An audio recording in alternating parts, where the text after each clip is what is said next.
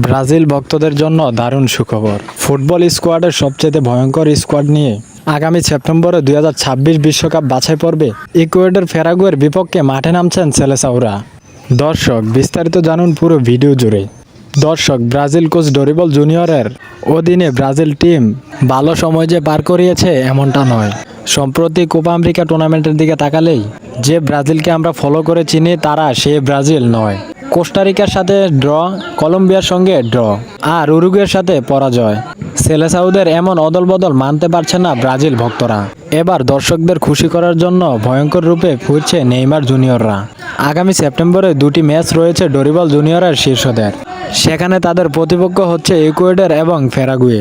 2026 বিশ্বকাপের বাছাই পর্বের মধ্যে ভালো একটা স্কোয়াড ঘোষণা করার প্রস্তুতি নিচ্ছেন ব্রাজিল কোচ ডরিবল জুনিয়র। সেলেসাওদের প্রথম ম্যাচে গোলকিপার হিসাবে দেখা যাবে ম্যানচেস্টার সিটির গোলকিপার এডারসনকে। স্কোয়াডে ফিরছেন কার্লোস ক্যাসেমেরো। তাছাড়া নতুন একটা মিডফিল্ডারও জন্ম হচ্ছে ব্রাজিল টিমে।